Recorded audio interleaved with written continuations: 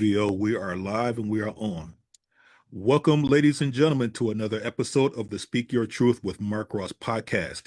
With me this evening is, can I say your full name or just say your initials? You can say my full name. Okay, I will do both. All right. Welcome, Virginia Henry.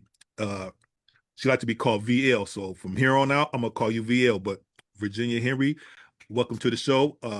Virginia, let me just lay out your pedigree. You are a naval veteran. We'll talk about that. You are an author. Yes. You are a culinary professional, and above all else, you are a mental health advocate. Yes. Is that a correct way of saying that? Absolutely. I'm in graduate school to become a clinical mental health counselor. Amen. Well, amen to that. And VL, welcome to the podcast. I really appreciate it. Thank you for having me. Excuse me. Let's get started. You are a naval veteran, so I want to ask, what was life like for you growing up prior to your enlisting in the Navy? Was it cool? Was it strict? That's a good question. Well, I was raised by my mother and father. We were the first, my siblings and I were the first generation to be integrated into an all-white neighborhood. Ooh. So it was, how do I want to say it? We really got close with one another because there were some rough patches. My father was in the military and he was raising 5 children. And he said he needed to make more. He spent 12 years in the military and he goes, I'm not making the money I need to make to take care of my kids. And if I transfer into the federal government, I can double my salary. So he did that. His friends thought he was crazy. So he did that. And then while he's doing that, he moved us out into the suburbs. All of this because he wanted a better life. Not to, my brothers and sisters will say it was horrible, but he did it because he wanted us to get out of where we were. Because at the time we were living there, before it was beautiful neighborhood. It was in the city. Black folks loved each other. Where are you from? I was born in Philadelphia, but I grew up in Harrisburg, Pennsylvania. Okay. So neighbors looked out for each other. In that place we lived, everybody was homeowners. So if you stepped on somebody's grass, they could cuss you out, spank you, and then when you got home, your parents would do. And we called each other, the grown-ups, like, we didn't call them by their last name. Like, we was like Miss T, Miss, we called them by their first name, and Miss so-and-so. Absolutely. Okay. Yes. So in that neighborhood, it was love. I mean, had our Easter outfits on. We had to walk around and show our outfits. But when we moved into the predominantly white neighborhood, it was an experience. And then I have a brother that's severely autistic.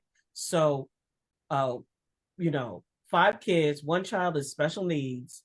My father had a job where he was working for New Cumberland Depot. He was a computer programmer. So back then, he was making good money for anybody. And I think because of that, it was added pressure. So every time I saw my dad, he had Toms, Rolaids, Maalox. Like, I could tell he was going through, he never seemed really happy. He was happy, but he was not, So, and my mom was juggling all of us. And we were right after each other, our ages. And this neighborhood, we had a neighbor beside us that was Black who told my mother, just because we're Black doesn't mean we're going to be friends. So I know my mom had her own issues, which she was going through. Going to these schools was hard. I mean, they had square dance and they didn't want to hold our hands. My older sisters come home crying. I remember my little brother and his friend was out on a big wheel, and these grown men that were white came down and called them the N-word. Little boys, little 2 and 3-year-olds. Okay. So to answer your question, I know I went all the way back. Growing up was my family life my parents raised us to be strong. We were, nurturing. We always had open conversation, and they also told us no one's better than you.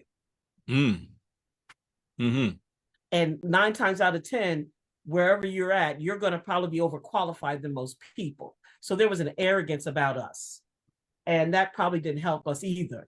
It made it rough for us. So the neighborhood was rough, but we had each other, and that's how we got through. But it was rough. They turned on our water. One time they let our water run all day, drove their car on our property. It was crazy. So yeah.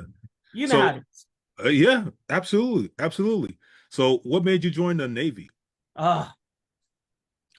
First of all, I was a basketball player, and I have walked on to Morgan State's basketball team. Oh, HBCU? Yeah, HBCU. Okay. And I also discovered there were beautiful Black women there, and I decided, I really didn't. I wasn't taking anything serious. You know what I mean? Like, so long story short, I didn't get the full scholarship. I didn't get the money that I needed to continue the journey. So I asked my father, and he goes, "You're on your own on this one. I can't help you." So I said, okay. So I said, I'm gonna have to drop out. But I got 2 older sisters who went to HBCUs, graduated. One was Miss Clark, one was runner up for her college. They did everything right, and here I come, messing up everything, just tearing everything down. So I came home in shame, and I saw this commercial, Be All You Could Be, or something. And I said, oh, what is this? And I said, hey, I asked my mom, can I borrow your car? So I went, and there's a little ROTC, a little military thing. I said, oh, let me just see what it's about. Yeah. So long story short, I went up and signed up that day. I didn't even know what I was. Came home, and I said to my dad, I said, hey, can I talk to you? He goes, what? I said, I think I might have joined the Navy. He said, wait. You think?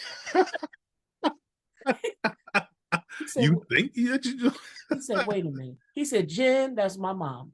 I'm named after my mother. Jen, this fool didn't join the military. My mom went off. No. I said, I don't want to be a bum. I don't want to be a failure. I gotta get away. I don't want to, Yeah. So that's how I got into the military because to me, I think I was immature. I probably wasn't ready for college. I don't think everybody's meant to go to college right out the gate.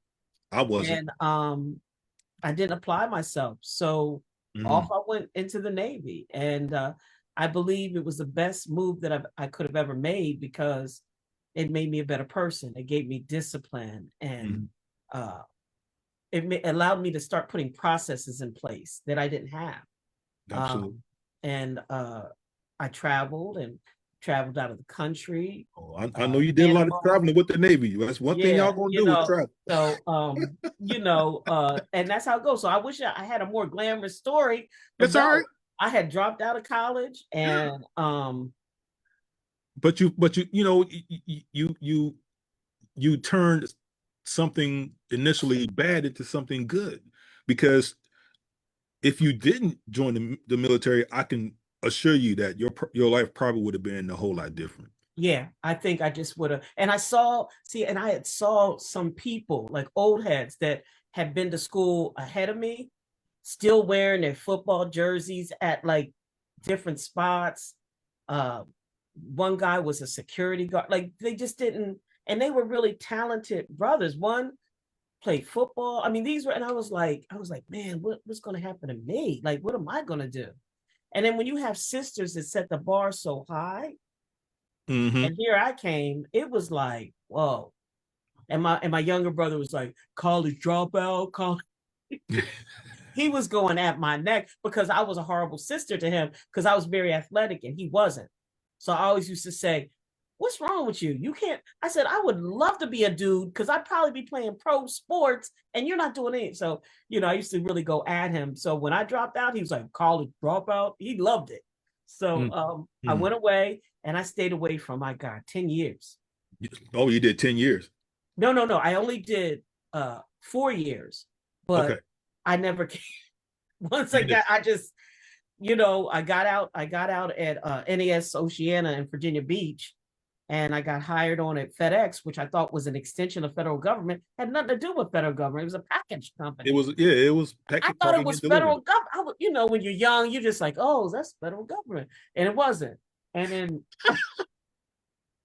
I wasn't the sharpest pencil, Mark. I wasn't what you see before you, it wasn't.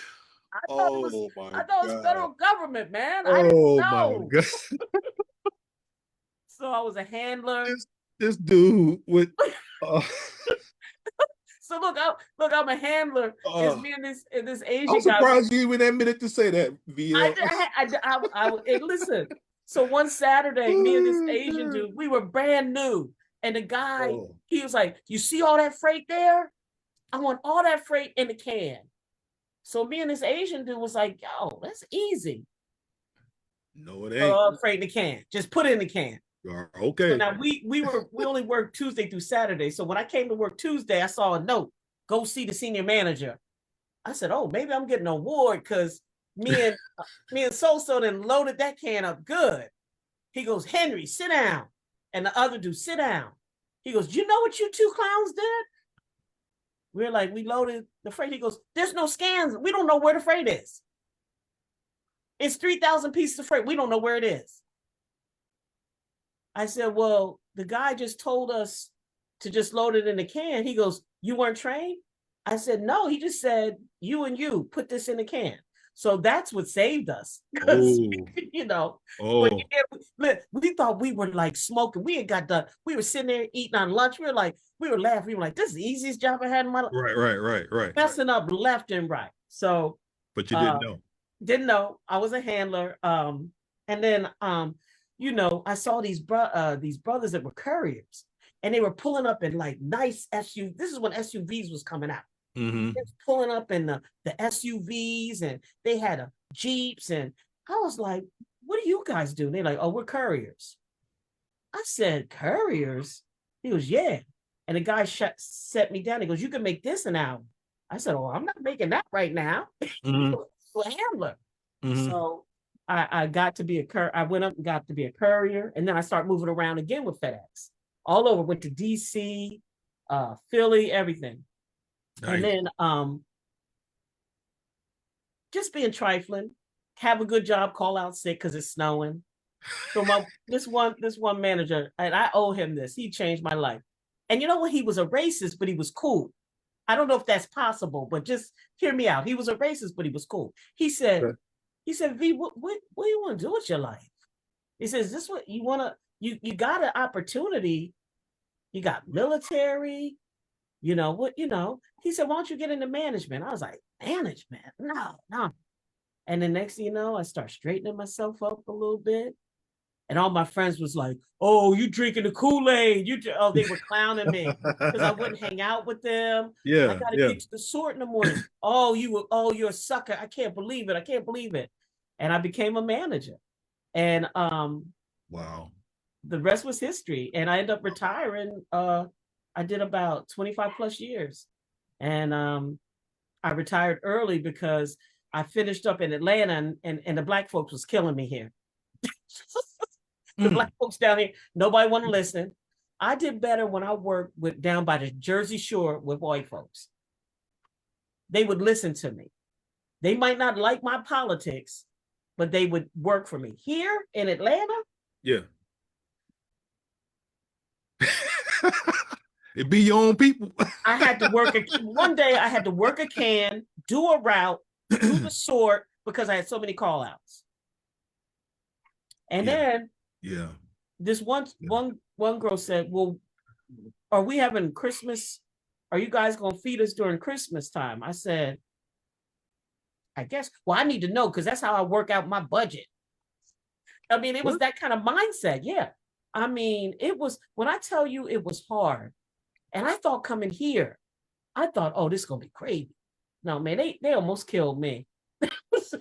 Oh my goodness. Yeah, it was rough. It was like the roughest station. And then besides that, every day I was getting threatened.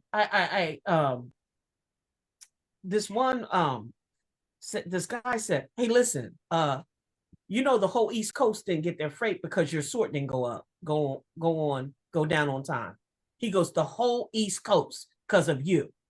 I said, Lord. So it was a lot of pressure, which I didn't mind. It's just trying to get people to work. And then we had fights on the sort, people dating each other. It was just people stealing, brothers bringing guns. I said to myself, I had such an impression of Atlanta of just this progressive, you know, just, and together, I was like, strong. No, it was, and half the managers didn't give a rat's behind. So, and I was killing myself. I almost removed half this finger. And then you would think that if my finger was bleeding like that, I would leave. No, I just, you know, because we military, I just taped some. Went back to the can.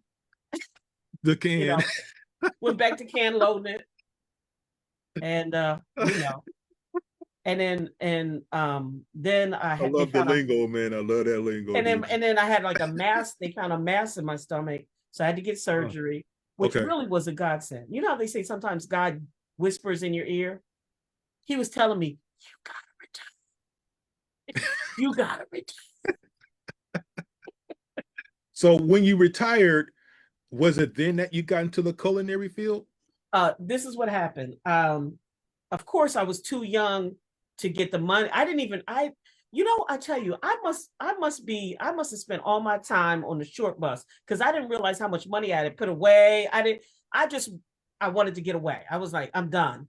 So I couldn't get any money until I turned 54, 55. Oh, you retired young.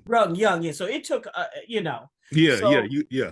So I was like, so you were still broke. my mother was still alive. So I was like, I can't, you know. So then I'll never forget it. The day that I started putting in for jobs in Greensboro because I was like, I'm getting out of Atlanta. I'm gonna try to go to North Carolina. I didn't get anything. And the day that was my anniversary with the company, my mother died. Oh. And I said, oh, so and I went for a walk. And it was you know how you have those aha moments or epiphany, and the sky was so beautiful. And it was always like my mom said, baby, do what you want to do. And that's when I said, you know what, I'm gonna be a chef. Because I've always loved the culinary world. But when you come from a family, like my mom had 9 sisters. Ooh. They don't want to hear no mess about you cooking because they're cooks. Yeah. You can't compete with that. Yeah. You can't, don't talk about your potato salad. Don't talk about dressing or stuffing. Because they're going to laugh at you. Right. So if I cooked, it would be sneaking. I wouldn't tell anybody. I made a sweet potato pie, and my mom, she liked it, but she didn't want to admit she liked it. It made me sick, but all of it was gone. So when my mom died, I had the courage to say, I'm going to be a chef. And that's when I went into the culinary school. That's dope. And went in there and got my certificate. Then I got my associates. I went to the applied science. And then COVID. Yeah, COVID changed everybody. You know what I mean? Like, because I was going to go work at any place, you know. Yeah. So then I had to pivot. So then I started teaching culinary online. And I went back to school. I said, you know what? I'll be a food safety person. I can monitor. So I went and got my bachelor's for food safety. Got that. And then I'm still cooking. And you know what I noticed in the culinary world? Some of my peers were off, like, and when I mean off, like depressed, drinking a lot, drugs. Really? Like I would be working at this one little pub and I would just sit and I'd be in my own little spot. You know, they say, hey, you need to cut 6 pounds of potatoes or whatever. I'm like, all right. So I'll be back and they come in, they tell me this crazy stuff they're doing. Half of them doing coke back somewhere. And then after the place closed up, they would hang out to till like the next morning. They be drinking whiskey and making scrambled eggs and in the wait a minute, in the restaurant. Like once it's shut down, yep, and everybody left, we'd be back there cooking and cutting up, eating and drinking. People sleeping with each other. It was just a mess. And then I start noticing. What? I said, wow, we got a lot of like, and God, like carny folks, like carnival, like this, just like people that are just from. I could, and I just started listening to their stories. I mean, stories that I just be shaking my head. I was like, and then after a while, a lot of them stopped drinking. We all would just talk. We'd sit on the loading dock and we talk until the morning, or I would just listen. Yeah, right. Yeah. And I said, wow, and a lot of them just wanted someone to hear them. A lot of them were hurt, issues with their father, issues with their mother. And one of my peers tried to kill himself. So I said after I got my master's in food safety, I said, you know what? I'm gonna start a podcast. And I started the podcast. And then I said, you know what? I'm gonna be a clinical mental health counselor for people in the culinary world. Well, before we get into that mental health aspect, VL, you wrote a book.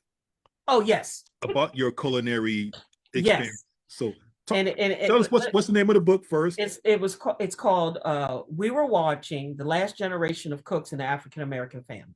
All right. It's a bio cookbook. And because of that book, my family's not speaking to me because I told my truth. Oh, you dropped dimes? I talked about everything, and it was a cathartic. I wasn't trying to. I mean, I'm talking about no family member deals with me because wow. And it wasn't that I said disrespectful. It was just matter of factly, like my older sister was mad at me because I there's a part of the book I said my older sister's the type of chick that you know everything about her by looking at the bump of her car. She's her sorority, what church she goes to. What sorority is she in? She's a Delta. Oh, okay. This and that, everything, just by, and I call those types only as ones, which is a softer way of saying she's not elitist, but that's really only as one. Her, like, if you could say, my friend is a surgeon and they put this person's leg back together. Oh, I had a friend to do that too. That type of, and I would be like making up stuff. I saw a pink frog. No, it just, and it's. Oh, I know a pink frog. Yeah. And anything you do is not that, she got mad because I retired before she does. And she's the oldest. She's like that. And the thing about it is she's a sweet person. I just think each child, there's something happens to each child in the family. We're not all, even though we might say, oh, like I think growing up, man, I was a tomboy. I had fun, but not all siblings can say. My older sisters, I don't think they were ever had a chance to be young. My parents were like babysitting, cleaning the house, doing that, and I think that can affect. Yeah. So I wrote this book, but basically it wasn't to shame. It was talking about how I never. We're the last generation of people that really cook. I mean, I'm Generation X. I know that there's millennials that probably cook, but like by watching our aunties and we didn't write anything down. We watched them and how different foods remind me. Like when I smell sage, I think of Thanksgiving. When I smell, barbecue sauce, I think of my father grilling like for Memorial Day and how. Or if I smell like a beer, or if I hear a beer crack, or if I hear Al Green, or very nostalgic. I was just saying how and I also talked about the infidelities of my wife. I mean, I talked about everything. I talked about how the things I was living with a a woman, and this is before gay marriages were legal, and we had as my wife says, a pretend wedding. It cost me a lot of money. And I think I cheated on her from day one because I was so immature. Yikes. And such a coward. You know, I always say that I was with her 10 years and it was like a 10-year nightstand, one night stand that went too long. I should have just, after that one time, should have said, I'm done. But I was a coward because she had a good job and we could do things, we could travel. And I end up hurting her. But she's doing well. And my mom said, you ought to go on tour because it seems like every woman you go with, they end up going back to men. She goes, you should get with a church. My mom told me this. She goes, get with a church. And then all the gay women have them just mess with you. And they'll end up going right back to a man. I said, thank you, mommy. Thank you. She was serious about that. So turn around. So wow. You know, so and my mom and I had that relationship, so it was funny. So yeah, and you know. Well, you are cracking me up tonight. Vio, you spoke about how your what do you call it? Your what was it? Carnies, your carnies or your and you know what? For any listen, culinary people, I love you. You know, I don't mean that. That's a term of endearment. But what I'm saying to you is like you're going to get people that are like,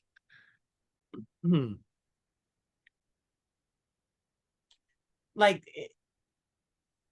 they wouldn't pass some of our military tests. You know what I mean? Like psych evals and some of them were veterans, but a lot of them were just, they couldn't make it in this. And it's like, you know, I always look at the culinary world as the Statue of Liberty. Give me your poor, your, you know, like we'll take them. And as long as you can cook. Yeah, you cook and you get your processes, you know. And guess what? In that world, it's loaded with racism. Like white men just you know. I had a white man tell me, you know why women or Black women don't get the Michelin? This is back in the day. He goes, because they can't lift heavy pots. And that's when I said, it's funny because if you go back in history, every kitchen that a slave master owned, a Black woman was in there cooking.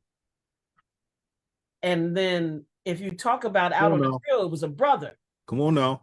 That was just turning the meat. I said, so for you to say that, historically, I said, and if I'm not mistaken, Thomas Jefferson, his chef was Black, and he's the one that came up with the French table setting and all this different stuff. And he just looked at me like, well, I'm just saying how it is. I said, okay. All right. So, you know, and that's another reason why I had to move on too, because I said that somebody's gonna punch me in my mouth because I'm gonna, you know. Anyway. You hit him with that knowledge. Yeah, just saying stuff that's just crazy. The truth hurts, and that's all right. But that's what got you into the mental health field, learning everybody's stories, and it affected you in a certain type of way. It was sad, you know.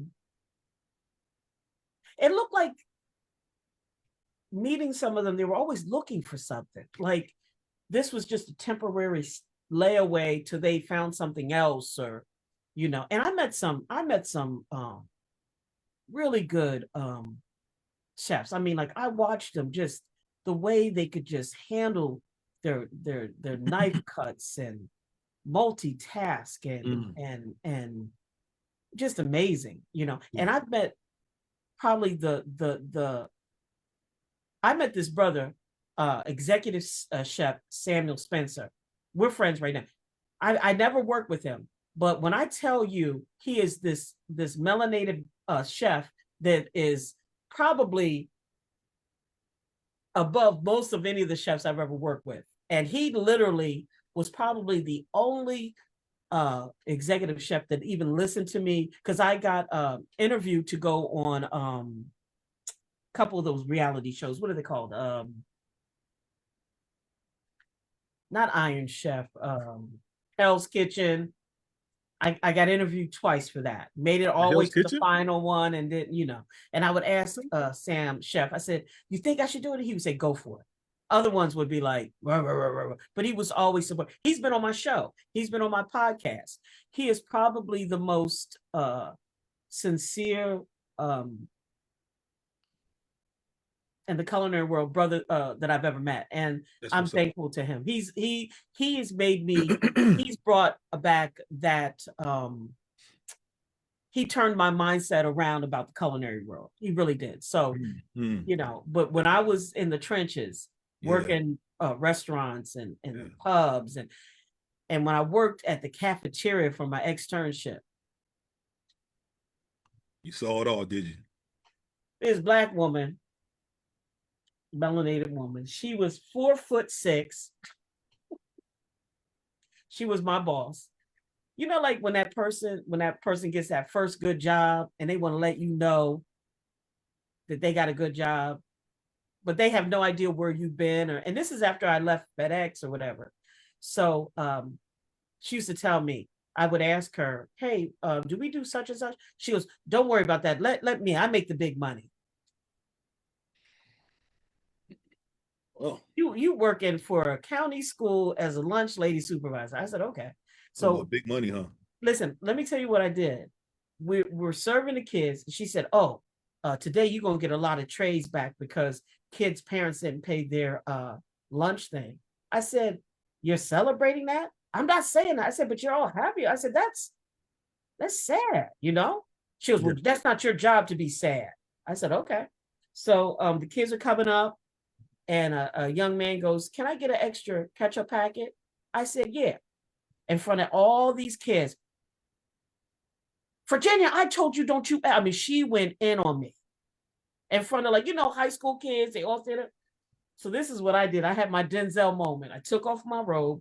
I said, don't you ever talk to me like that in your life. I said, I don't give a rat's behind about this job. I said, and I don't know who you are talking to me like that or talking to anyone like that. I said, you could take this job. And Mark, I quit right then and there. And it was my externship. I walked out because I was like, no, she's not going to, that, you know, she couldn't believe I left. I walled that thing up and I just walked out. The kids was like, going, you know, I was like, that's crazy. Yeah. I was like, I gave my extra cat. And she was just looking to try to belittle me or to make clown me.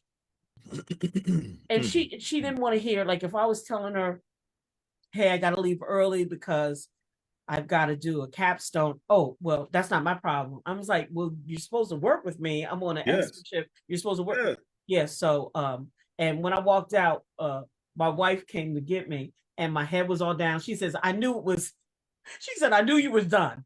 She said, you came out with your head all down. She said, I swear I heard background music going, ooh, wee. So, yeah, I walked out. I mean, I've always had this, I've always spoke up for those. First, I'm not going to let you talk to you in any type of way. I'm just not, especially something so senseless as a ketchup pack. Yeah. And then you're laughing because you're getting your rocks off because these kids, and a lot of kids don't even eat now because they're so ashamed. They just won't eat. I'm surprised you didn't slap her. Nah. I took that thing. I could, and you know, when you're nervous and you're mad, I couldn't even get it off at front. I was almost choking myself. I was like, how's this thing? You know, I was like, oh, am I going to choke? And I was like, I don't want to fall. I balled it up and I said, don't you ever in your mind. I said, and then the kids was like, and I just walked out. And the one girl goes, V, don't leave. I said, nah, man, I can't do this. No, I'm out. I said, I'll stay another year in college if I have to. I'm not doing this. Not doing this. But yeah. But this is a good segue into this next question because you talked about your experiences talking with your carnies and dealing with that. And I'm gonna keep using that word. I know. But as a advocate for mental health now, what's your perspective on mental health in our community, sister? Do you mean melanated or just melanated? And I'm in the melanated community because because let me say this. You mentioned that during your years at FedEx in Atlanta, Chocolate City now, you encountered a lot of triflingness. I know that's not a word, but I'm gonna use that. No. A lot of triflingness and some dysfunction. That's such a good question. And I'll say this. I think that Like what I like you always, how you always say there's a lot of layers. There's a lot of layers, but I will say this. Knowing now what I know and what I'm watching and what I'm witnessing, and even with some of my podcasts, is that in order for, like, say here's the beginning, here's the end, and here's the middle. In order for us just to get here, we have to start at the beginning and kind of look at what we've said. Like when you were talking about how did we get here as a family, the dynamics. First of all, I think growing up in a melanated family, that's your uncle. I don't care how you feel. You're going to spend a night with him. That's your aunt. And I think that as a black melanated people, because they're family, we put up with dysfunctionality.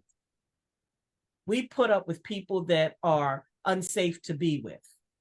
We give them a pass because that's your uncle, that's your aunt. Now, does it happen in other races? I don't know. I can only talk about what I've seen. And I think that in order for us to go to the beginning and get to the middle, we have to allow our young folks to say, let them be safe, let them work on their mental health, because growing up, there was no verbiage or vernacular about my mental health. Because if there was a problem, my parents would say, you need to go to church. My coach would say, you need to stay hydrated. And then the women in the church would say, you need a good man. So none of them would say, what's wrong? What are you feeling? And I think that because of that, and then all the other layered things that we've dealt with, poverty, a lot of young children not having the fathers in the home, low self-esteem, a lot of women who said, okay, I gotta work, I gotta do this. Honey, I don't want to leave you with Uncle Buster, but I gotta make this money so I can get us out of this situation. And the child saying, well, my mom, I gotta stay here, but Uncle Buster's sexually molesting me, or Aunt Daisy's putting her hands on. So there's a lot of cause and effect in our community that we need to address. I think also a lot of melanated people that I've come across are very homophobic, very. And when especially the men, and I've had men clap back on me. They like my wife because she a pretty little thing, but oh, hey, what's up? So, but I say this. Hi, VO. But I'll say this. Yeah. Secure, melanated men that are happy have no problem. Absolutely. And I'll say it again. Absolutely. Secure, melanated men that are happy and or their mental health, they're working towards their goal, there is no issue. But when there's unhappiness, yes, when you're suppressing something, because a lot of times I found that a lot of men that did have a problem, some of them were on the down low. Some of them were so mean to me, and I would DJ, and I see them. This one friend that was friends with my sister and them, I would DJ their parties. He's at the club with his shirt off shooting pool. So look, he sees me, right, DJing. He runs over to me. He's like, what's up, V? I said, what's up? He goes, oh, I'm only here because they got a good pool table. I said, okay, you know what I'm saying? Rob, why's your shirt off? It's not you shoot pool. Why is your shirt off? Why you got your shirt off, man? That's what I got a problem with. Why's your shirt off? So, and also too, I think why his shirt off? And you know what I think too? What's up? And this is more on the sexual side. I talk to a lot of brothers. Like I would talk, a lot of my brothers like that I got to know, hood. I mean, but they would like lay their life down for me. I mean, hood. And I got to talk to them. And some of them said, I don't have education, can't go in the military. Mom don't know my dad. Mom don't like me. You know what I got, B? I got my, you know what? It's my sexuality. Yeah. And I'm good at it. And I got this lady and this lady and this lady. And he wasn't trying to talk. He was telling me like, this is my identification. And I know people, and I'm trying to tell people, don't make fun. He's telling me this is all I got. And now here's some dyke coming. Here's some aggressive woman. Don't you come over into something who's in that same position, baby. So it's a competition, you know. So when he's, you know. I'm sorry. No, go ahead. Go ahead. I just had this conversation with a brother last night, smoking a cigar, doing the thing. And we talked about how men aren't raised or taught to be men. Right. So we use our physicality. We use our sexual organ, and we use that as the foundation of what a man is. And the reality, Sister VL, is that this is not what a man, this doesn't define masculinity.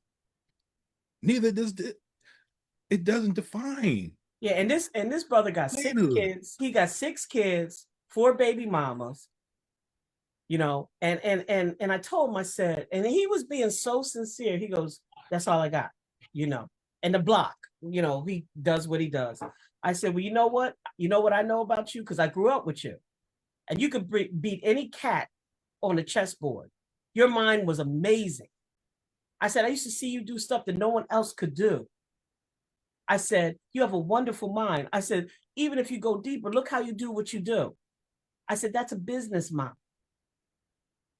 I said, and I love you. I said, he goes, you're the only one. You come in town. He said, everybody else, they're looking for me to buy them something. He said, you know what you do? You come in town, you be like, let me get you something to drink. Let me get you something to eat. I said, because we grew up together, man. I know you.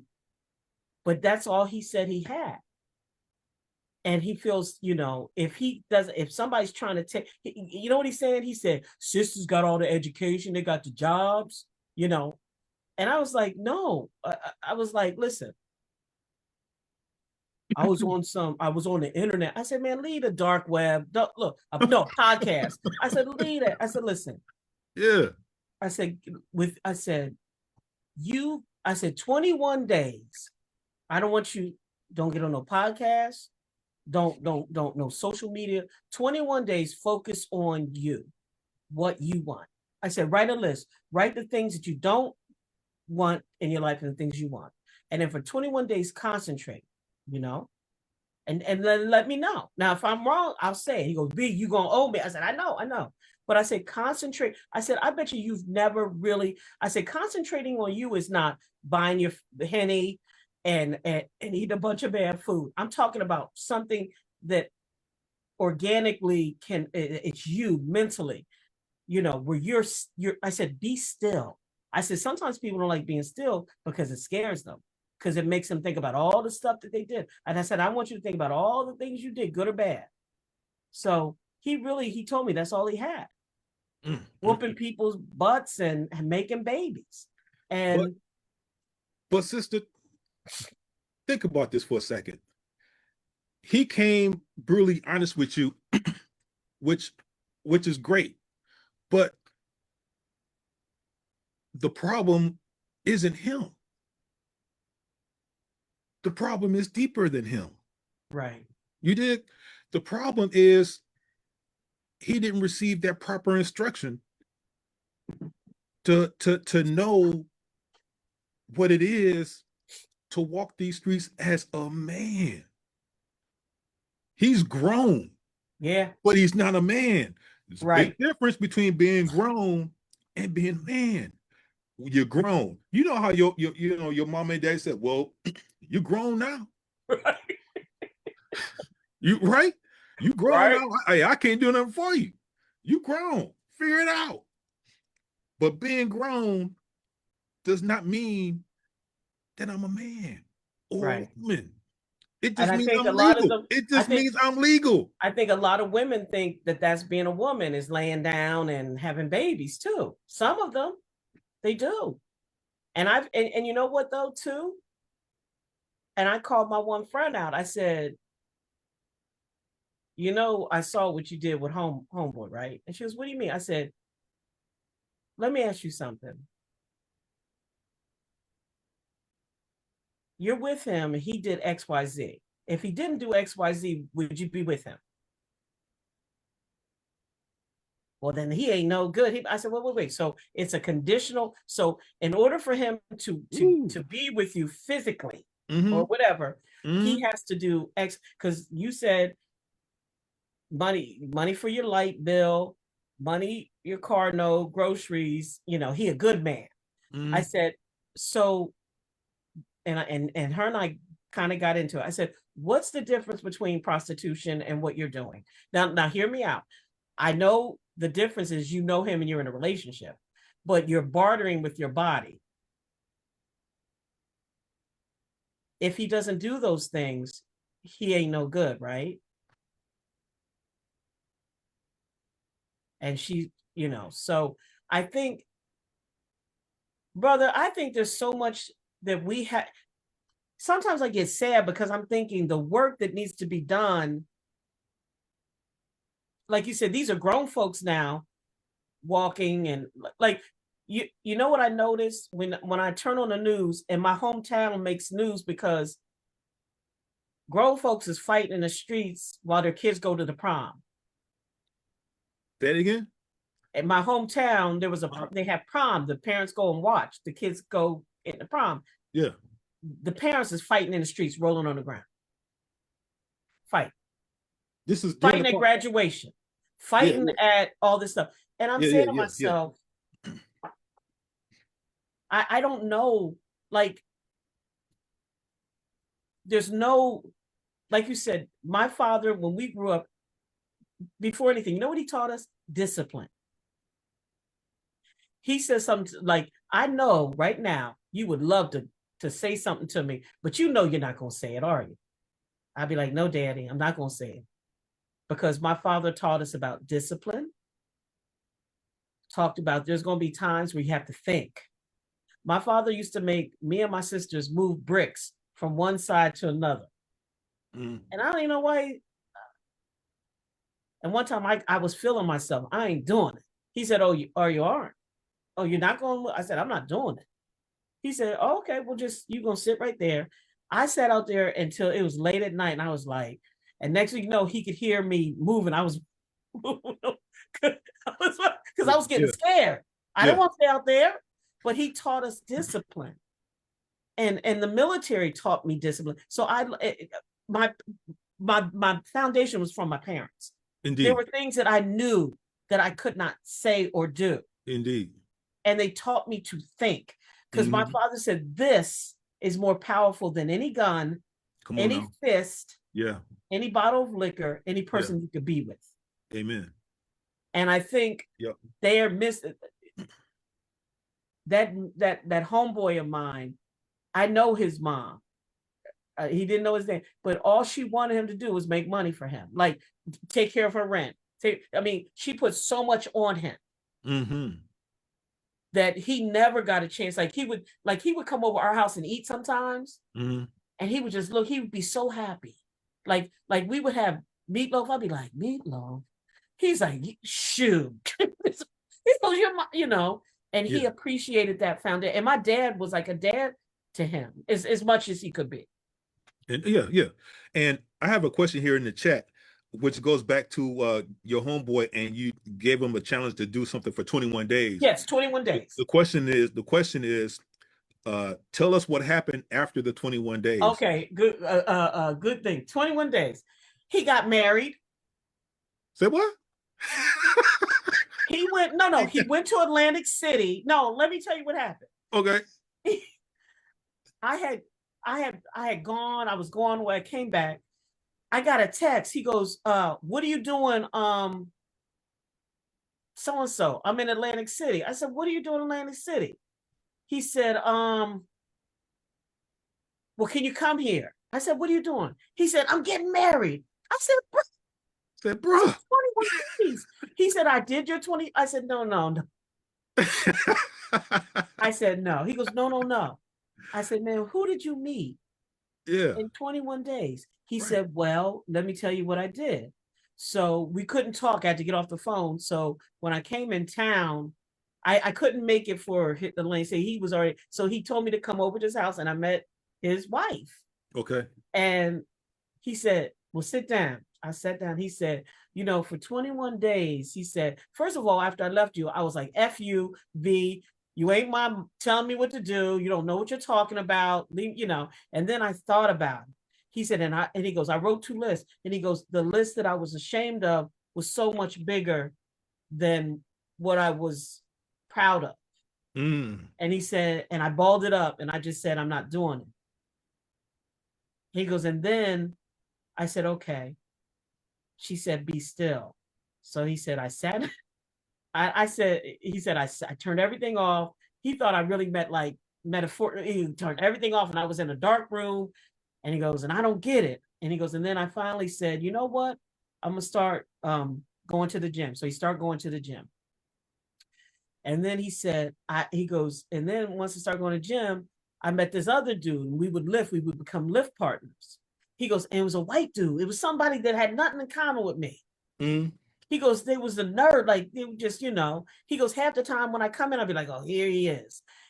So then they would start going to have lunch. And he started, the guy got him to meet a friend of him from a completely different race, a Filipino chick. And they got to know each other. And I guess she must have changed his life, because when I went to meet them, he didn't even look the same. He looked like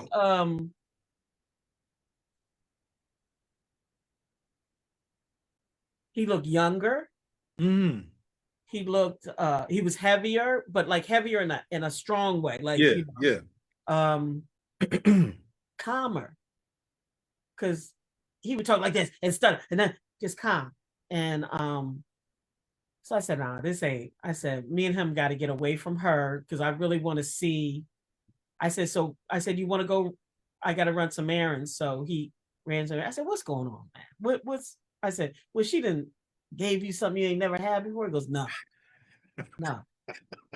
He goes, are you ready for this? I said, what, bro? He said, I joined her church, and she's Catholic. I said, Catholic? Catholic? He said, yeah. I said, so you don't do nothing else? He goes, I didn't say all that. He said, but I took 21 days, and I didn't know what I was doing at first. And I did write the list, and I thought you were full of crap. And I was still. But what helped me was I started concentrating on the things that I really could control, like my body, working out, what I put in my mouth. And I try to watch what I said. I try not to use the words that I was using, because he would use a lot of, curse words. Yeah, he said, and I met this guy, and this guy's the goofiest, a guy you wouldn't even think you would see me with. He said, and he made me, I saw how he was with his wife and his kids, and I was like, ah. He goes, and this woman, she accepts all my kids. I said, all of them, they don't live together, but yeah, but all the kids, like, so yeah. And it might have been, it's greater than 21 days though. But he went to Atlantic City and got married. Now, I don't know if they're still together, but when I saw them, his life was changed. Inspired him. She and you know what it is? She called him out on his stuff though too, but she didn't do it by tearing him down. She did not do it by tearing him down, like, you ain't, she would say, now, do you want to do this? Because if you do this, this can happen or this can happen. And he said he had never met anyone that could pose things to him like that. And she made him think, because he would never, he said, the worst thing you could do is call me out my name, because I'm never going to do what you want me to do. And she didn't do that. And that was the first woman he ever met that didn't do that. Now, I don't know if she was handling him differently, but she, and, zero tolerance for bad language. Because she even called me out a couple of times because I had said some stuff. So just zero tolerance. And he got me, and I was like, so you just went to Atlantic City and that's it? He goes, yep.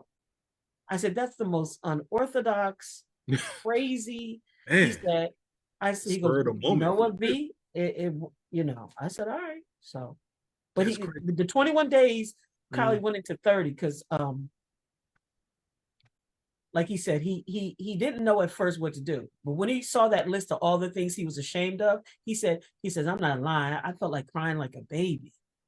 He said, and V, I went back to like when I was like 15, 13, like things that I just, he goes, I was a child. And he goes, you know what she said to me? That wasn't your fault. You were a child. You didn't have guidance. That wasn't your fault. You didn't know you're a child. She said, you're still developing. Even when you're 18, you're still developing. You're developing. Yeah. So all that stuff, you can't fix it in 21. And he didn't fix it in 21 days. I mean, he's still a work in progress, but he found him slowing it down. He was able to find his tribe, his tribe of peace. I understand. It was so different from the boys that he hung out with, because he had yes boys that would just do whatever he said, dysfunctional things, bad things. These people weren't saying that. So, yeah, understand totally. So, which leads me to ask you this question: you're the creator and the host of your podcast, Control, Delete, Heal. It's in your background. I see it. Yeah. When did you get started with that podcast? Well, like I said, I started, it'll be a year in August. Okay. What got you going? What got you started with that? I was working at the school that I became a chef at. I was working with new chefs. I got a job working there. And I met some extraordinary young people. And I met some young chefs that just blew me away. And this one particular chef, she told me that she had a bout with suicide. And it just, and I didn't find out later until I left that job. I kept in contact with these, it was 3 of them. One had a baby, one ended up being a supervisor, and one, she ended up going to the college I went to and graduated. So I said, listen, I'm doing a podcast. Why don't you talk about depression and suicide? She's like, okay. And then I got my niece, who's a nurse, a BSN, who's studying to be a practitioner, who also studies psychology. Best show that I ever had. It was emotional. Sure. And she said something saying, it's okay to not be okay. BL, I say that.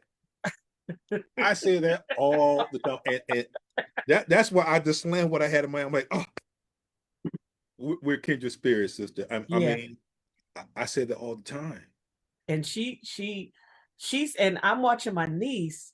Oh my goodness. And she's saying all this stuff. And I'm thinking, did she go through something? She goes, and sometimes you got to say no to uncles, aunties, moms. You got to say, I'm not doing it. And you're okay with it. You're not a bad daughter. You're not a bad niece.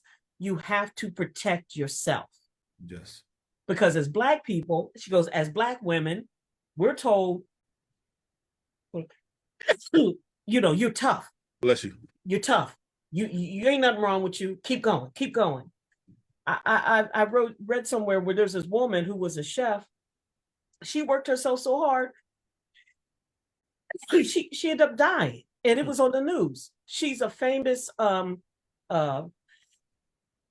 excuse me, my outlet, influencers. She just laid down just to take a break, and she died because she was doing so much.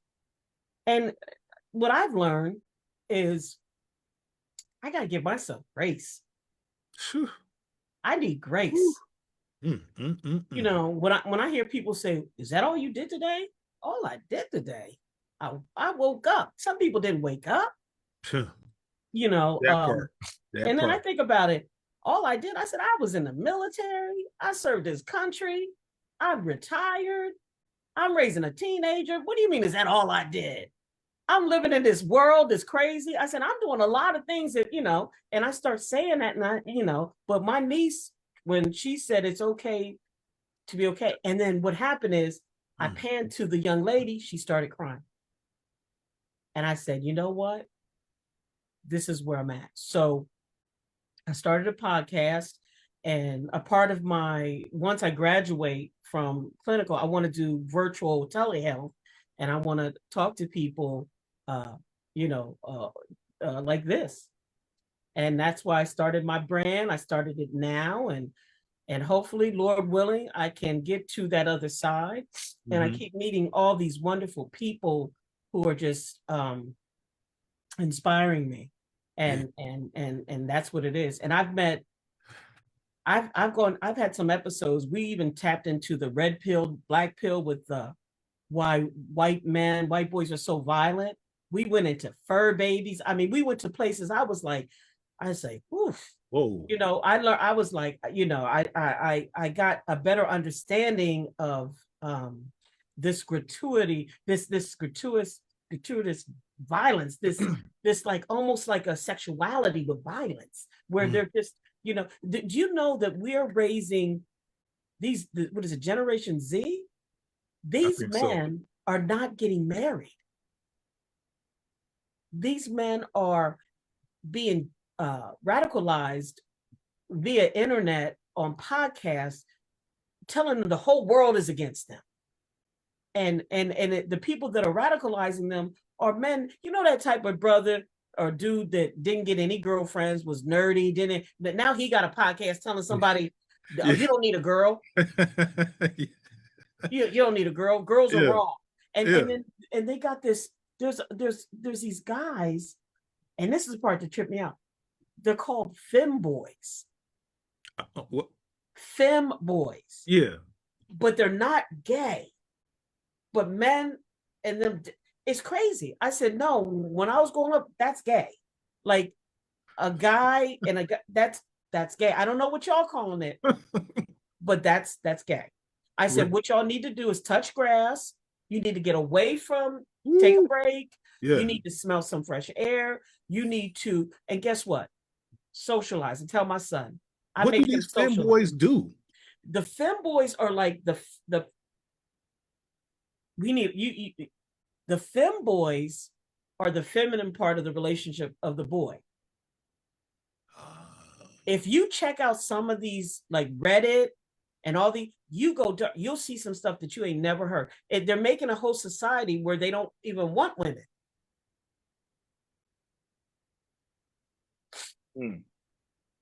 Like, for example, the guy that's in charge of the security and the whereabouts and heat and knowing where people are, the bigwig working with our, he's gay. He's got a man. And I'm not saying gay people, but I'm just saying there's this movement that's indoctrinating a lot of our young men, Black and white, where they're having this misogynist thing against women, where they have femboys that are replacement for the women, and it's on the dark web. Man. And then they have femboys, furries. They dress up like stuffed. I know you think I'm crazy, but I'm telling you, you look it up. They dress up like stuffed animals or some furries, and then they have like the mask men, the men that yeah. No, okay. It's a red pill, black pill. They have different pills. Like there's a red pill, black pill, blue pill. It says like they believe that a small percentage of men are getting all the women, and they're never going to get a chance to have a girlfriend. And who told them that? The podcast. So you got these.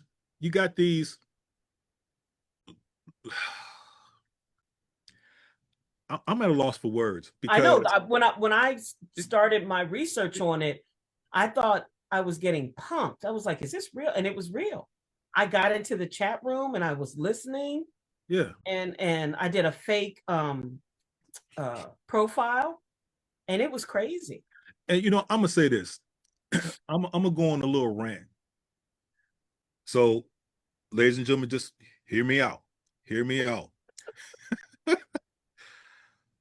I firmly believe that there are structures at play that are designed to break and separate our community, are designed to break the man, because the way to break the community is through the man. That's so right. Now these structures, whatever they may be, governmental, spiritual, combination of both, you got these people who are consistently pumping out negative crap about women and men too. I mean, you got people out there pumping out this negative, this propaganda of BS, and people are eating this shit up. Yes. Pardon my express, but they're eating this shit up They like are. like it's Skittles. And you got these, like you said, these red pill, black pill, It's purple crazy, pill man. boys, and people are eating this up, and they're, you know, they're adapting to what these people are saying because they think that what they're saying is the gospel truth. But you just take your ass outside, meet some people, get to know who these people are, and they get to know who you are. Maybe you'll start to see that life isn't as bad as what they're trying to propagate. Right. They're getting inundated, and guess what? They're being funded. Yeah. Like, I believe these teen takeovers, somebody's getting money, and I know people are going to think I'm crazy. All these teen takeovers, there's big money being sent somewhere, and they're saying, listen, get all these people together, and somebody's getting paid, because you don't tell me that, because 9 times out of the Black kids, we be like, wait a minute, where are y'all going? I'm not. You getting masses of Black kids meeting up and destroying stuff. Somebody's getting paid. And I'm talking about, there's money being funneled in. I don't believe Black kids are just, you can't tell me that our Black children are just that far gone. I mean, don't get me wrong. I think we have our issues, but there's being money funneled into something to have these teen takeovers. Because we had one just a couple of days ago down the street. It was 300 Black kids. Yeah. But why are they targeting just the Black kids? Yeah, and it's just Black kids. It was no white kids. And guess what? They had no fear of the cops. And I was like, why? I'm driving like, the cops are right there. Yeah. And there was not one white kid. It was all Blacks. But the big question is, why? Why don't people see that? And the thing about it is, they're like, well, both their parents were, because the neighborhood is expensive. And wait a minute, hold up. So somebody's, you know, I remember there was this dude that had this cheesesteak business, and he had a line wrapped all the way around. And I told my wife, it's something else to that cheesesteak, because I had cheesesteak. There's no way you gonna wait 3 hours for cheesesteak. Absolutely not. There's something else. There's something else going on. Anyways, yeah. When you see that amount of kids, there's something more. And guess what? It's all over. We got an email from our association, the teen takeover. I said, oh, they on a mission. Because guess what they want to do? They want to unleash the National Guard. They want to kill our babies. And they want us to say, yeah, look at all these teen takeovers. They're trifling, blah, blah, blah. Don't believe the hype. They're trying to set it up. That's what it's always been. They couldn't get us to mark. You know, they've been trying to lure us out in the streets. They've been trying to get us out there to get all beat up. So now, what do you go for? Our babies. And that's what I think. Because I can't believe this teen takeover. And listen to this. Here's a comment, too, that I want to add on to this. My wife, she made a comment. She says, I think it's literally nothing for them to do. No monetary gain, just sheer boredom. That's probably by design as well, because why are they taking away activities that we in our generation used to do? In the summertime, and now there was parks and recreation. Remember Parks and Recreation back in the day? It was free. You could go play ball. You could throw I mean, and I know it sounds corny, but but you know what though? Whoever's saying that, like my son, he's on punishment right now. We took all his electronics away from him. He's walking around like somebody then put him on death row. Like he's like, there's nothing to do. I said, yes, there is. I said, you could read a book. I said, you can go in the garage and work out. I said, you can go take your dog outside. You could do little drills with him. That's boring. See, what it is our children, my child, is so used to that instant gratification, quick. See, us, we built forts. We worked on getting in shape, and we took a process. Yeah. We didn't have it right away. You got kids going to the prom, their parents are dropping $20,000 on a prom. A prom? Shit. Look, I even went on a prom and I didn't like dudes, and it didn't cost that much. I put on a dress and went out with Harold Hartwell. I was back like at 8:00 at night, but I went. But I'm just saying, you think I told my mom get a stretch limo, then rent out a hall, then fly us? And that the thing about it is, we have to take accountability too on sometimes our child has to suffer. And when I mean suffer, I don't mean physical, but I know when I was growing up, I went without things and I suffered. And I'm all right. Because through that suffering, I was able to appreciate when I did get something. If we give our child and you know what, I get it. You want to make your child's life easier than yours. But at some point, we have to say, And I think that there's nothing for the children to do, but guess what? I can look around my house and think of 1,000 things my son could be doing. And either vacuuming, and I know it's summertime. They're like, oh, they need a break. So do I. We all need a break. We all need a break. And it used to be like, as a family, we all had our chores to do. And I think, like I said, it's so many layers to this. Maybe I don't know. I don't know how but these teen takeovers crazy. I don't know. I really don't know, but I will say this. Just because social media is pumping this negative stuff and this results of boredom, if you will, there are still good people out here. Yes, absolutely. There are still good moms and pops out there that are doing the work, that are doing what they can to instill discipline, some structure, some forward thinking, if you will, with their kids. I know they are. It's just, I think that we've become so accustomed to see the triflingness again. I mean, right. We're so accustomed to seeing that it's become more of a clickbait thing. Yeah, you're right. It's like people just, doom scrolling over their phones until they see some stupid stuff. It's like, oh, okay, this is cool. This is stimulating. But it's like, and as soon as you stop on that, the algorithm will give you more of that. Yeah. See, that's how it works. So that's why when I see something negative, I never stop. I move it, because it'll say, oh, I got you. And I think that should be a whole nother podcast on that algorithm. Because if you slow down on something, and next thing you know, say you slow down on something stupid like penile implant. Next thing you know, you got all the advertisements of penile implants coming to you. See, it's algorithm. Yeah. And that's how they try to, that's how, and like you said, maybe it's just as simple as touching grass. Like, hold up, let's go for a walk, or let's take a pause.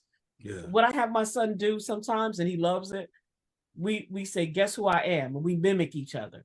He'll say, who am I? And he'll do me. And next thing you know, the whole day we'll be laughing. I mean, it's not perfect. And you know what? You could be the perfect parent and your child's still going to do something crazy. Mm-hmm. It's still a possibility. Yeah. There's no way to protect yourself, because guess what? Kids are young, they're foolish. And I think sometimes we forget what it was like to be young and foolish when they do certain things. We forget, Absolutely. And sometimes we got to say, remember, and then you got to think, these kids grew up, my son, COVID kid.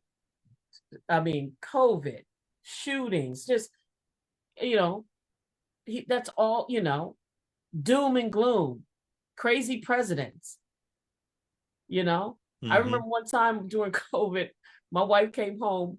She had finally got a big thing of paper towel. Remember how everybody was hoarding the paper towels, and she came home with paper towel. We were so happy. I said, "Damn, this is crazy." We high-fiving each other. For You paper did towels. because she had got this big one. She said, "I almost got beat up because we were just because that's the reality of what we're going through." Like, that was crazy. That was during COVID. Oh. And my wife was in the medical field. We didn't see her for weeks because she couldn't come home. Right. My goodness. And when she came home, she had to go upstairs. So I mean, can you With imagine? paper towels? We were just paper towels, toilet paper. It was just, we were just like, and we had this drill when we wiped our groceries off. Man. I was like, by the time we wipe the groceries off, we're gonna need new groceries. It was just, all I'm saying is all this craziness that we dealt with since our life hasn't been the same since 2020, 21. Since COVID. Yeah.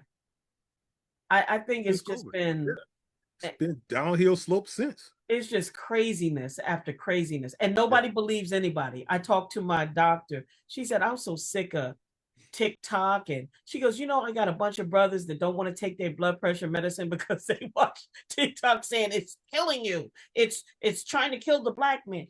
And think about that.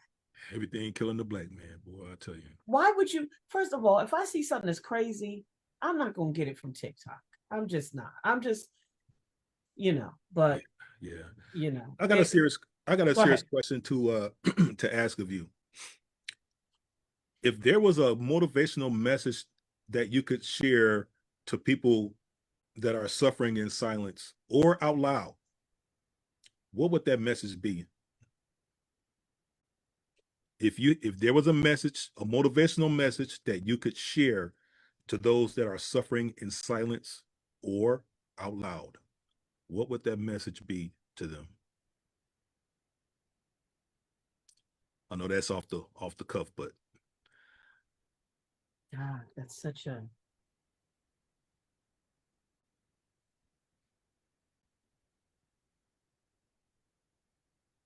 I when I hear that, I think of this song.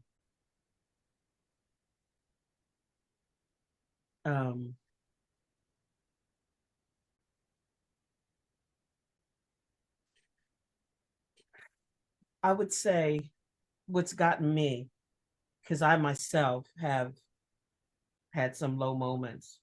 When I went through breast cancer,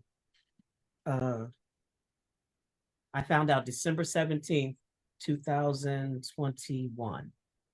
So when I found that news, I was just packing it in. That's it. That's all she wrote. And what got me through was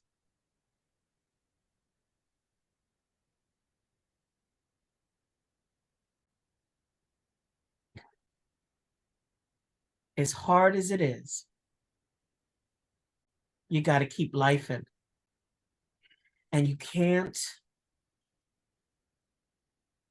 I used to sing this to my one friend who was called me one time saying that that was it. They was in it. I sang the song. I said, ain't no need to worry what tonight is gonna be. It's gonna be all over in the morning. Just keep believing, keep believing, keep believing.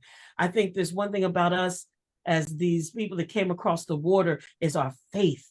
I don't care what no one says. It was that feeling that I got the next day. I got the next day. I got the next day. I know right now I don't feel it. Right now I want to give up. Right now, I don't believe you. You ain't going to tell me nothing, but just hold on. See that sun come up.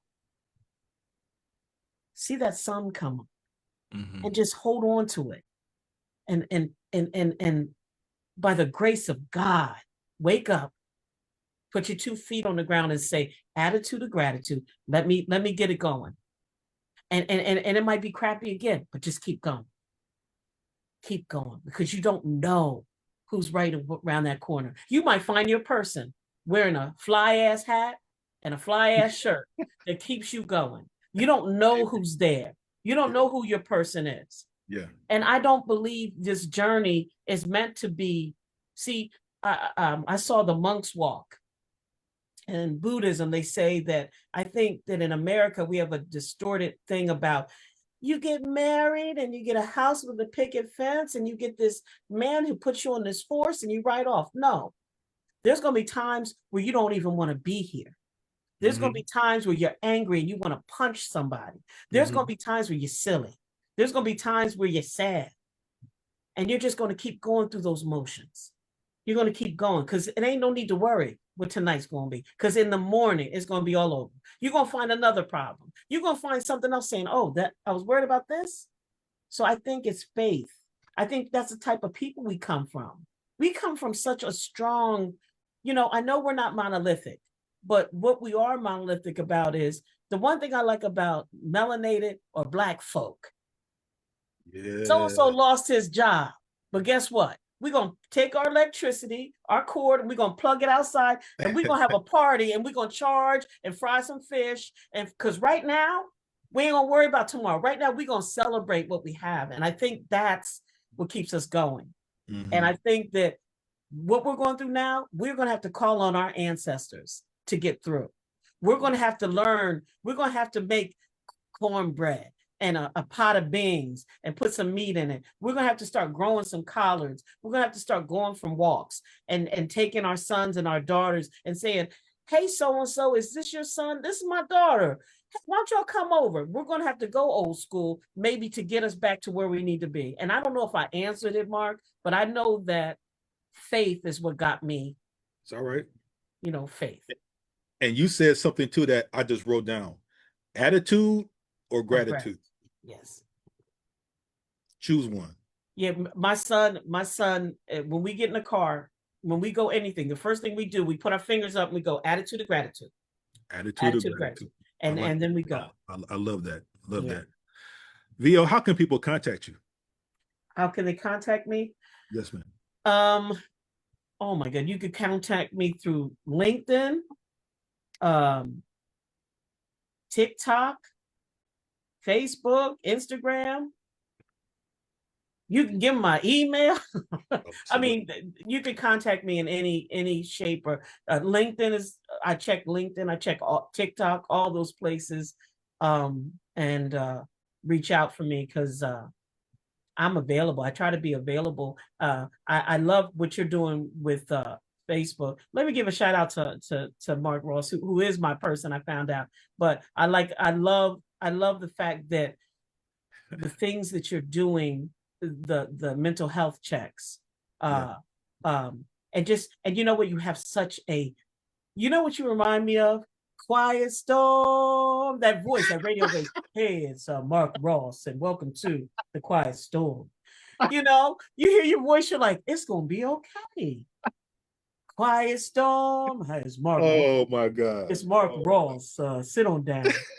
So you have a calming element to you that definitely helps with people who are troubled. I always tell vibrations are so important. You have a calm vibration, and it's so important when people are in need, because people need to feel like, oh, I heard his voice. I feel good. And I think my father had that way about him. He would say, okay, Lynn, quick story. I used to, I was a savage little tomboy. I used to play basketball with the brothers because that's the only way I would learn. So I wasn't very developed. So I was about 8 years old. I was playing with the brothers, and it was shirts against the skin. I was like, oh, they don't know. They think I'm a boy. So I took my shirt off. I'm playing ball. I'm going down the court. One of these knucklehead neighbors that grew up with me, that's Lynn. She's a girl. Blew me up, Mark. I was so embarrassed. Oh, I was, when you crying. Why you take off your shirt? Too much of playing with mucus coming down, crying. And when you got your bike and the speed is too fast, and you pedaling too far and you ain't going nowhere. I'm trying to get home. I'm pedaling, crying. I'm embarrassed. I got home. My mom was mad at me. She said, "Fool, what are you doing? Taking your shirt off?" I was crying. I was crying. But guess who saved the day? My father. So Father knocks on my door. He said, heard you. Oh my God. My dad said, I heard you had some problems out there today. I said, yeah. So and so told everybody I was a girl and embarrassed me. He goes, hey. He goes, why don't you do this? Oh man. Play with the team that got the shirts. It's a simple fix. I'm It's not a simple fix. Just keep your shirt on. I was like, he's right. Oh my God. I said, my dad is the greatest. I hugged him and all was well.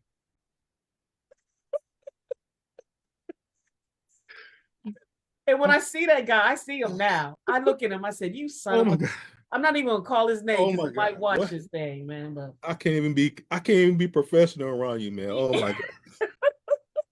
Oh my God. That was a true story too. That was crazy, yeah. I'm sure it was a true story, sister. Oh my God. You didn't know it was gonna be this kind of ride, did you? No. I knew it was gonna be a lot of in-depth conversation, but sister, you funny as hell, dude. I've been through so much, man. You funny, dude. You funny. You are funny. You made my day, sister. You made my day. My goodness, that was funny. Oh my goodness. VL Henry, I really do appreciate this conversation. I think we need to have another one. Absolutely. So I will leave it open to you to set something up and we can discuss a part 2 to this, because there's more to say. We got a lot to say. It is. You know what we need to do? We need to have like one episode where like cigars and stars, where you're outside, I'm outside, and we like do our little. That would be fire, I think. Cigars and stars, we just do a little thing. Cigars and stars, just the stars,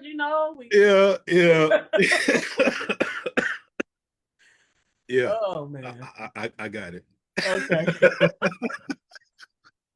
But in the meantime,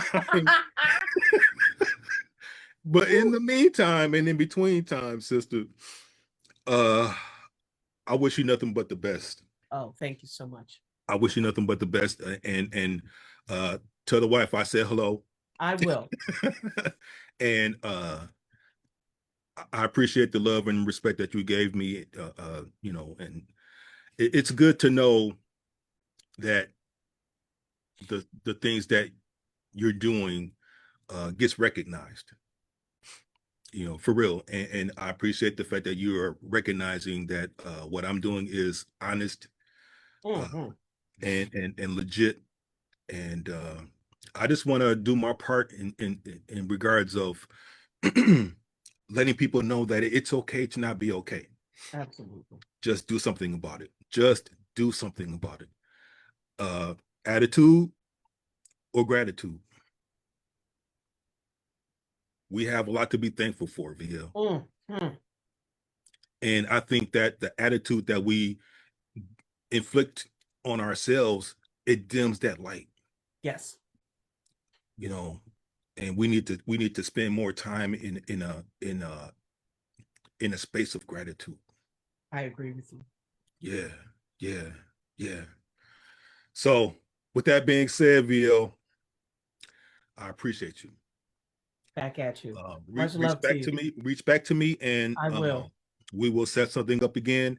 And as always, ladies and gentlemen, this has been another episode of the Speak Your Truth with Mark Ross podcast. VL Henry, ladies and gentlemen. Thank you. You have been. I don't have the clap button, so I'll just.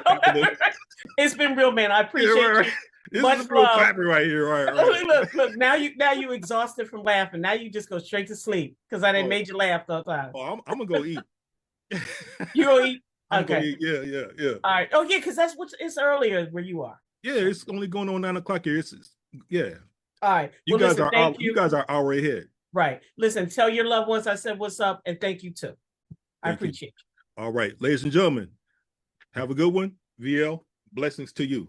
Thank you, sir. All right, have a good night. Bye-bye.